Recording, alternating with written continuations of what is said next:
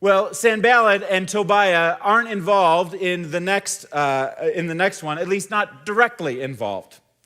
The next verse introduces a brand new character named Shemaiah. Verse 10 says this. Vision stopper number 3 is be very afraid. Be very afraid. All right, verse 10 says this. One day I went to the house of Shemaiah, son of Delaiah, the son of Mehetabel, who was shut in his home. He said, "Let us meet in the house of God inside the temple, and let us close the temple doors, because men are coming to kill you, Nehemiah. By night they are coming to kill you." Now, we don't see this guy Shemaiah in the rest of the Bible, but here Shemaiah is playing on Nehemiah's possible fears. He pretends to be on Nehemiah's side. He acts like he's a friend. And it's really true. The temple would be the last place that would be attacked. If the city of Jerusalem got attacked, the last place they would get into is the temple. Nehemiah would be safer there. He says, they're going to come and kill you while you sleep, Nehemiah. You are exposed if you're not in the temple. So just come and gather in the temple where you can be safe, where you can be protected.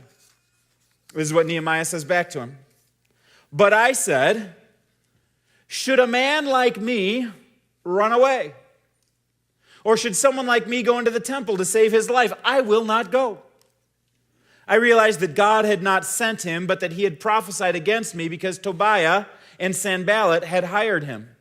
He had been hired to intimidate me so that I would commit a sin by doing this, and then they would give me a bad name to discredit me. So these guys are saying, hey, Nehemiah, come away from the work to hide in the temple. You'll be safe there. And Nehemiah says there's 2 reasons I am not going to go in there. Number 1, I'm not a priest, so I don't belong in the temple. If I went in the temple, I would be sinning against God, and I don't want to do that. But number 2, he says, I'm not a coward. I'm not that kind of a guy.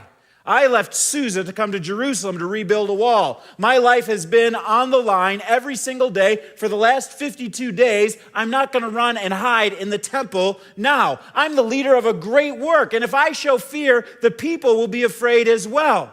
Should I hide at this final moment? In fact, he asked the question, should a man like me run away? That's his great final one-liner that he drops right there. Let's all say that together. You ready? Should a man like me run away? You see, fear can be a huge motivator in people's lives. It can be a huge motivator. It can be a motivator to start a great work, and I think it probably was for Nehemiah. You know, the fear that his people could be squashed, that their identity could be lost, the fear that they would be run over by their enemies, the fear that the work of God in his generation wouldn't be completed because the wall wasn't completed. That can be a great motivator. Fear can also be a great motivator to stop a great work. And Shemaiah is trying to get Nehemiah to stop by saying, you should be afraid for your life. They're going to come and kill you. Sanballat and Tobiah are now desperate. They're hiring insiders to come and tell lies to Nehemiah, including Shemaiah the shut-in.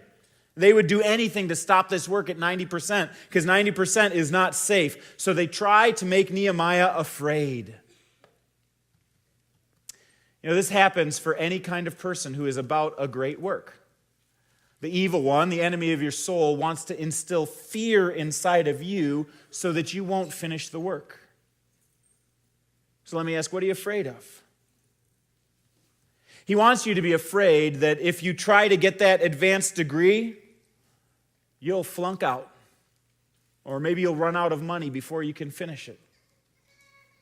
He wants you to be afraid that if you live the Christian life, that all of your friends will call you a hypocrite. That if you give yourself to Jesus, one day you'll regret it. That if you try to get out of debt, the sacrifice won't be worth it. Fear can be immobilizing. Fear leads to inaction. So I want to ask you the question today, what are you afraid of? What are you afraid of? See, for those people who are followers of Jesus, there's no need to be afraid. If God is for us, who can be against us?